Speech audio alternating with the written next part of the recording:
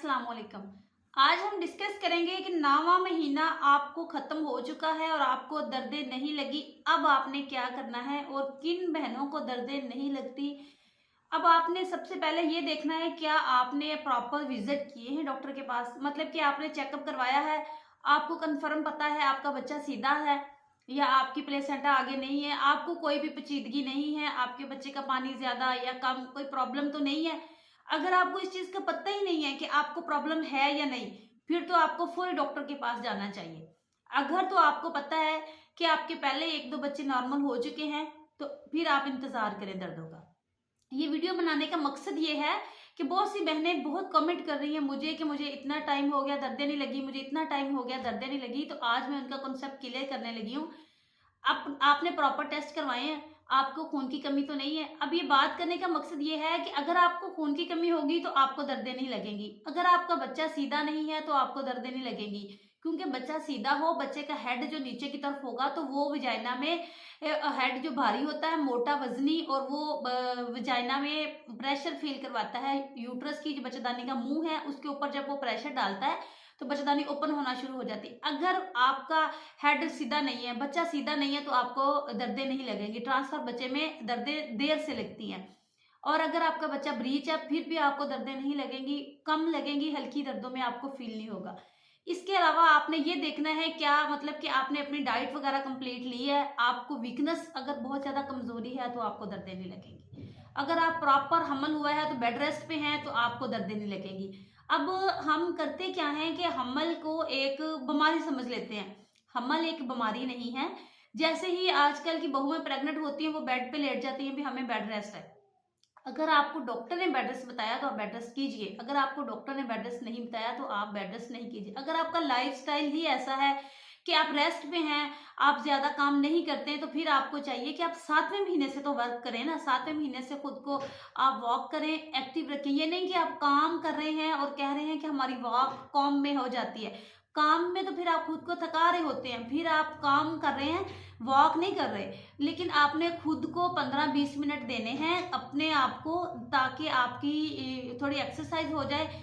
अब आप कुछ लोग बाहर नहीं जा सकते, वॉक वगैरह नहीं कर पा रहे होते, तो वो घर पे ही आपने एक एक्सरसाइज करनी है। जंपिंग, एक ही जगह पे बेड पे ही आपने भागना है, एक ही जगह पे। ठीक है, ये आप देख रहे हैं मेरी पोजीशन। ऐसे ही आपने बेड पे खड़े हो जाए या आप चारपाई पे खड़े हो जाए या फर्श पे खड़े हो जाए। फर्श पे मैं इसलिए बाद में कह रही हूँ कि फर्श थोड़ा वो हार्ड है तो इस वजह से आपको मुश्किल फील होती है। बेड पे बंदा खुद ब खुद जब मूव शुरू हो जाते हैं मूवमेंट, तो फिर वो मूवमेंट होती रहती है, बड़ी आसानी होती है उस पे। बेड पे, चारपाई अगर आपके घर में है तो चारपाई पे।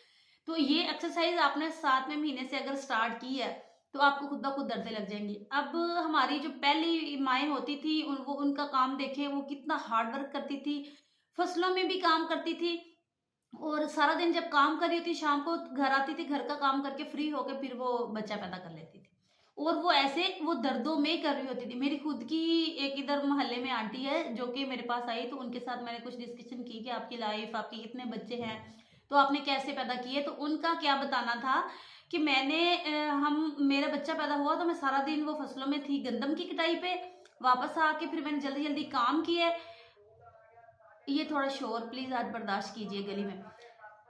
तो फिर वो उन्होंने घर आके भैंस का दूध निकाला। वो कहते जब मैं दूध निकाल रही थी तो मुझे तब से दर्द फील हो रही थी। मैंने कहा कि चले, मैं जब दूध निकाल रही थी तो उस वक्त जब दर्द आ रही होती थी तो मैं थोड़ी देर रुक जाती थी, दर्द बर्दाश्त करके फिर काम पे, दर्द बर्दाश्त करके फिर काम पे। ऐसे कर करके मैंने जल्दी जल्दी दूध निकाला, जल्दी जल्दी उसको संभाला, बच्चों को पिलाया, खाना बनाया, पिलाया, सारे कामों से फ्री हो गए। फिर मैंने कहा कि अब जल्दी करें, अब डॉक्टर के पास मुझे ले जाएं या डॉक्टर को मेरे पास ले आए। तो ऐसे बच्चे पैदा होते थे। या फिर वो ऐसे काम करती थी कि दूर-दूर से पानी, उनकी वॉक भी हो जाती थी, पानी भरने जाते थे। एक मटका घर पे सर पे होता था और एक मटका उन्होंने बगल में लिया होता था। जब ये सारे काम वो कर रही होती हैं तो इन कंडीशंस में बच्चा आपका जो पैदा होना होता है वो चुटकियों में पैदा होता है। ये हमारे आज़माए हुए टोटके हैं, हमारे खुद के। तो अब यहाँ पे आजकल क्या करती हैं, जब आप काम ही नहीं कर रही, भई हम काम कर रही हैं सारा दिन, सारे घर के काम मैं खुद कर रही हूँ, तो ऐसे नॉर्मल बच्चे नहीं होते। आपने खुद को उतना काम तो आप कर ही नहीं सकते, उतना वर्क जितना वो पहले करती थी हमारी बड़ी। तो अब आपने एक्सरसाइज लाज़मी करनी है, पानी बहुत ज़्यादा पीना है। अगर आपकी जिस्म में पानी की कमी है तो आपको दर्दें नहीं लगेंगी। अगर आपको खून की कमी है तो आपको दर्दें नहीं लगेंगी। अगर आपकी वैसे वीकनेस है तो आपको दर्दें नहीं लगेंगी। अगर आपको इन्फेक्शन है तो आपको दर्दें कम लगेंगी। अगर आपका कद छोटा है तो आपको दर्दें नहीं लगेंगी। अगर आपकी हड्डी छोटी है तो आपको दर्दें नहीं लगेंगी। इन सूरतों में आपने देखना है। अगर आपका प्लेसेंटा आ गया, जो कि वो नरम होता है, उसमें भी आपको दर्दें कम लगती हैं। पहली बात तो आपने चेकअप अगर कराया हुआ है, आपको कोई मसला नहीं है। फिर आप देखिए आपको कॉन्स्टिपेशन तो नहीं है। कब्ज़ अगर आपको है तो कब्ज़ में भी ये दर्दें बहुत कम लगती हैं, जो लगी रहती हैं वो फॉल्स पेन होती हैं। आप डॉक्टर के पास जाते हैं तो डॉक्टर कह रहे हैं कि अभी वेट करें, ये जो दर्दें हैं, बच्चा बहुत ऊपर पड़ा है या बच्चा बहुत पीछे है, बच्चेदानी का मुंह नहीं खुला, बच्चेदानी का मुंह नरम नहीं हुआ। तो ये जब सारी चीज़ें डॉक्टर बता रहे होते हैं तो आप बहुत परेशान होकर बैठ जाते हैं कि मेरा टाइम तो पूरा हो गया है, 39 वीक हो गए हैं, अल्लाह मेरे 40 वीक को 4 दिन रह गए, 39 प्लस आ गए हैं, अब मुझे दर्दें नहीं लगी, अब मैंने क्या करना है। तो आप उस पर, अगर आपकी सारी सूरत हाल ठीक है, पहले बच्चे नॉर्मल हैं, तो आप वेट करें। अगर आपका पहला बच्चा है, सब चीज़ें आपकी डॉक्टर बता रहे हैं कि आपकी एचबी वगैरह, पानी शानी, बच्चे का जो कुछ मैंने बताया कि सारी चीज़ें ठीक है, तो आप वेट करें।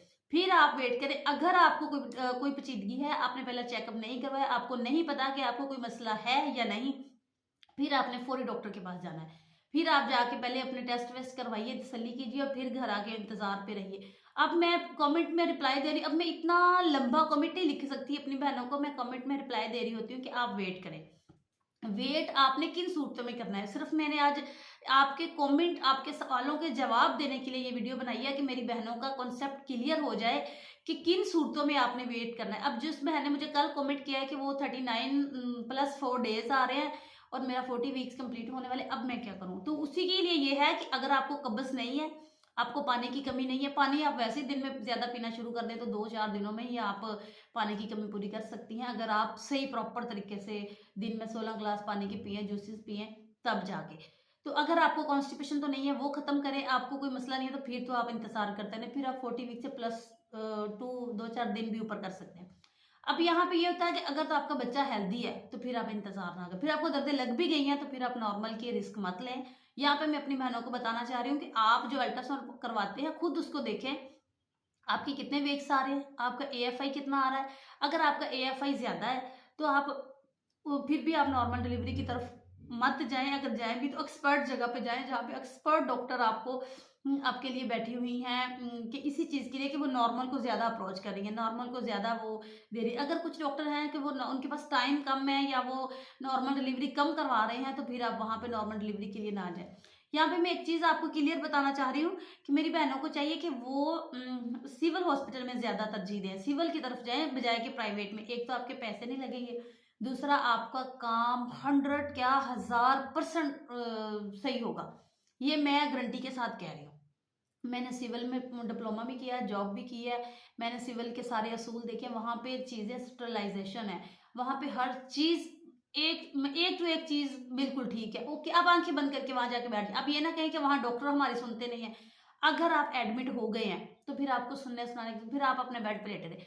डॉक्टर आके खुद आवाज़ें देते हैं, फलां किधर है, फलां किधर है, फलां किधर है, फलां कौन है और फलां आ जाए। वो खुद आपको कहेंगे ब्लड अरेंज करो, वो खुद आपको कहेंगे ये काम करे, वो खुद आपको कहेंगे ये लिख के दिया। अगर फॉर एग्जाम्पल वो अगर कोई एक गोली आपसे मंगवा ही लेते हैं तो इस चीज़ पे भी लोग बड़ा एतराज़ करते हैं कि वो बाहर से दवाइयाँ लिख लिख के दे रहे। वो खुद लिख के दे रहे, ये चीज़ नहीं है, वो आपकी सेफ्टी के लिए, वो आपसे मंगवा के खुद तो नहीं खा रहे ना, आप ही को लगा रहे हैं। तो ज़्यादा आप तरजीह दें कि आप सिविल हॉस्पिटल में जाएं। आपका बच्चा भी सेफ, माँ भी सेफ, दोनों चीज़ें सेफ। अब ये वीडियो बनाने का मेरी का मकसद ये है कि आपने इंतज़ार किन सूरतों में करना है और किन सूरतों में आपने ऑपरेट करवा लेना है, किन सूरतों में आपने घर बैठे रहना है। तो अगर तो आपको कोई पेचीदगी नहीं है, आपका बच्चा सब बिल्कुल सारी चीज़ें ठीक है, तो आराम से घर बैठ जाए। अगर आपको कोई प्रॉब्लम है फिर आप घर नहीं बैठे, फिर आप डॉक्टर के पास लाजमी जाए। अब यहाँ पे अगर किसी बहन का कोई सवाल है, कोई प्रॉब्लम है, उसको नहीं समझ आ रही कि मेरी ये चीज़ कितनी है, अपनी अल्ट्रासाउंड रिपोर्ट मुझे दिखानी है, डिस्कस करना है, मशवरा करना है, क्योंकि यहाँ पे जाके ना इंसान बहुत परेशान होता है। वो बार बार वो बड़ा कॉन्शियस खुद को फील कर रहा होता है कि मैं क्या करूँ, मैं ऐसा। तो आप मुझे अपनी रिपोर्ट सेंड कर सकते हैं, मुझसे हर किस्म का सवाल कर सकते हैं। मेरा मकसद सिर्फ और सिर्फ आप लोगों को जितनी नॉलेज मेरे पास है आप लोगों के साथ शेयर करना, आप लोगों की हेल्प करना, जस्ट अपनी बहनों की हेल्प करना, बिल्कुल फ्री। मैं आप लोगों को हर सवाल का जवाब दूंगी। आप मुझे कमेंट कीजिए, आप मुझे इंस्टा पर मैसेज कीजिए, वॉइस कीजिए, कॉल कीजिए, तो मैं आपसे ज़रूर बात करूंगी।